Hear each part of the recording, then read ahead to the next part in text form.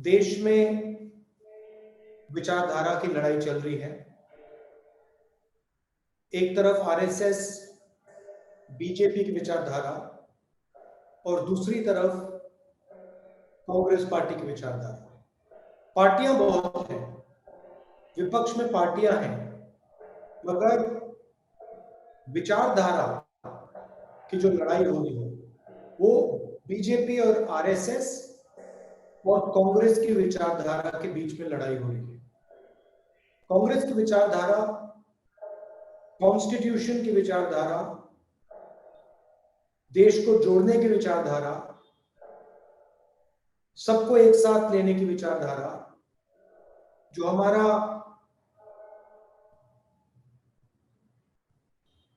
Unequal social system है उसके खिलाफ लड़ने की विचारधारा कांग्रेस की है। आरएसएस और बीजेपी चाहते हैं कि चुने हुए लोग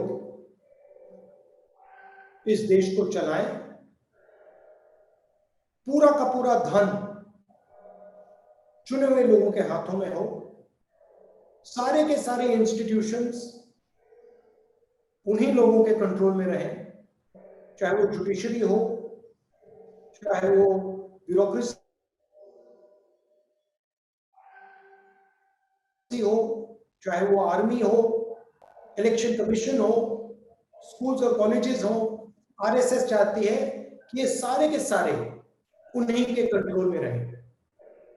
हम चाहते हैं कि ये जो हमारे इंस्टीट्यूशंस हैं, ये जो हमारा देश है, ये सबका है, हर जात का है, हर धर्म का है, और सब लोगों को इस देश में रक्षा मिलनी चाहिए,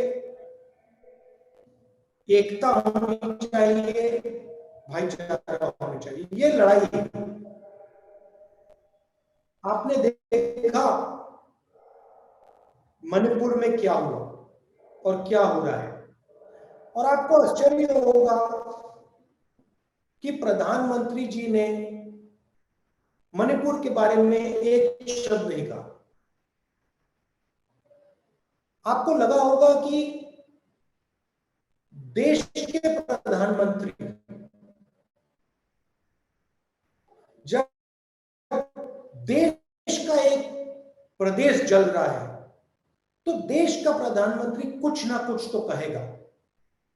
आप में से बहुत सारे लोगों को लगा होगा कि देश का प्रधानमंत्री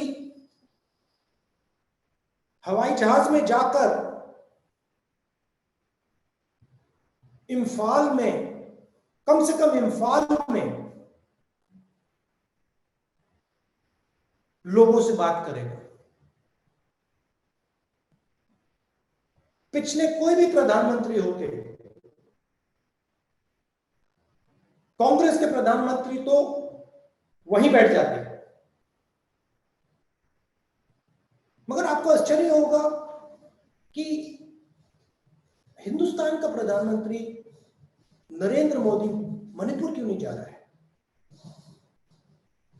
मणिपुर के बारे में बोल क्यों नहीं रहा है? क्योंकि नरेंद्र मोदी जी चुने हुए लोगों के प्रधानमंत्री हैं, आरएसएस के प्रधानमंत्री हैं। उनको मणिपुर से कोई लेना देना नहीं।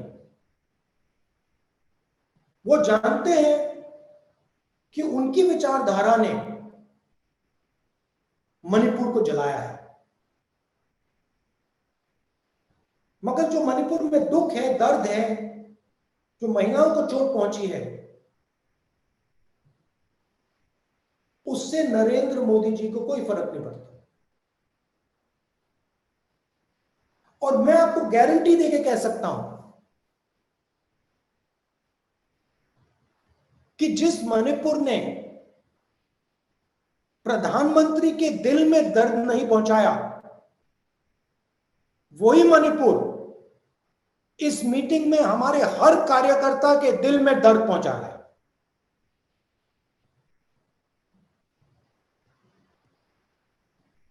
क्या आपको लग रहा है हर यूथ कांग्रेस के कार्यकर्ता को लग रहा है कि भाई हमारे देश में लोगों को चोट लग रही है,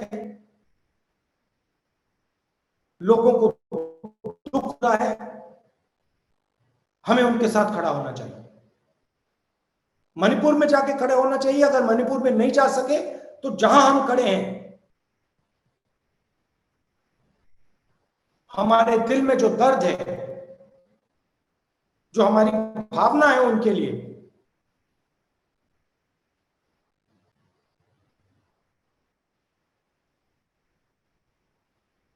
तो मेरा कहना है ये फर्क है। वो सिर्फ सत्ता चाहते हैं और सत्ता के लिए वो कुछ भी कर देंगे। मणिपुर को जला देंगे, बाकी देश को जला देंगे। हरियाणा, पंजाब, उत्तर प्रदेश, सारे देश को जला देंगे, क्योंकि इनको सिर्फ सत्ता चाहिए और कुछ नहीं चाहिए। इनको देश के दर्द से कुछ फर्क नहीं पड़ता, दुख से कोई फर्क नहीं पड़ता, इनको सिर्फ सत्ता चाहिए। और ये लड़ाई है। एक तरफ आप बैठे हो, आप कांग्रेस पार्टी के भविष्य हो, आपके दिल में देश प्रेम है। जब देश को चोट लगती है, कहीं भी हो, मणिपुर में हो,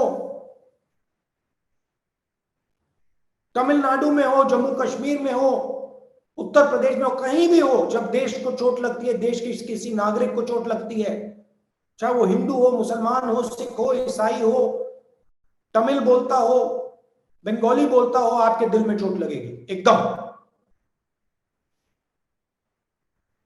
आप उदास होगे, आपको पता भी नहीं लगेगा मूड क्यों खराब हो गया, मगर उनके दिल में ऐसी कोई बात नहीं है। आरएसएस के लोगों को, बीजेपी के लोगों को कोई दर्द नहीं हो रहा, कोई दुख नहीं है उनके दिल में,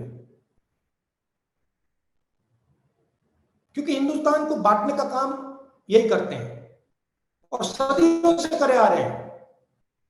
तो ये आपकी लड़ाई है और रास्ता भी बिल्कुल क्लियर है। भारत जोड़ो यात्रा ने दिखाया, जनता के बीच में जाइए, जनता से गले लगिए, थोड़ा कष्ट उठाइए, थोड़ा दर्द सहिए,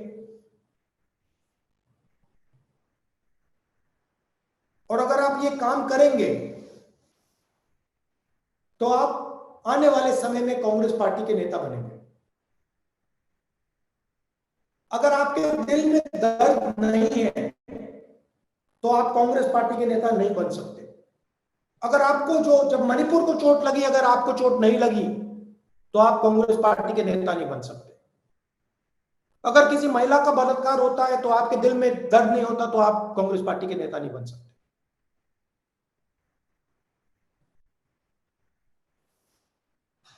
तो जो आपके दिल में जो दर्द होता है, उसका कारण आपकी देशभक्ति है कि आप अपने देश से प्यार करते हो।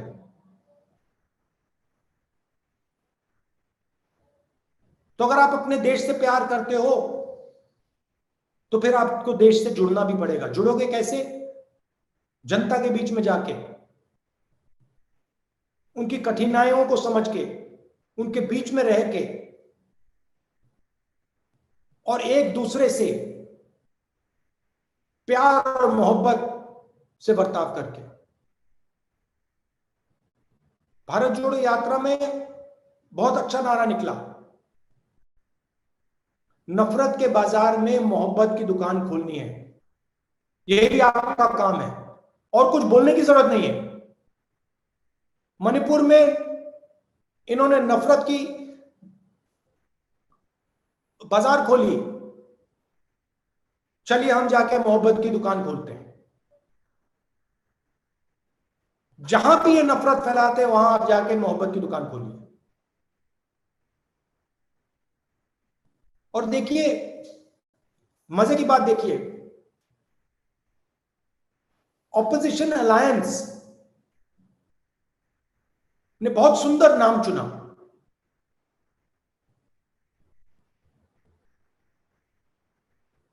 जो हमारे दिल से निकला, इंडिया। हम इंडिया हैं, और जैसे ही हमने नाम लिया, उसी इंडिया को नरेंद्र मोदी जी ने गाली देनी शुरू कर दी। उन्होंने ये भी नहीं सोचा कि मैं इस पवित्र शब्द हिंदुस्तान को गाली दे रहा हूं। इतना घमंड है, इतना अहंकार है। तो आप जाइए, मोहब्बत की दुकानें खोलिए, और इस सिर्फ जनता के बीच में नहीं, सिर्फ मणिपुर में नहीं, अपने घर में भाई के साथ, बहन के साथ, माता पिता के साथ, अपने कॉलीग्स के साथ, यूथ कांग्रेस की टीम के साथ आप मोहब्बत फैलाइए, उनको नफरत फैलाने दीजिए। मुश्किल समय है, बीजेपी की सरकार है, आप पे आक्रमण करते हैं, डरो मत, खड़े हो जाओ, पीछे मत हटो।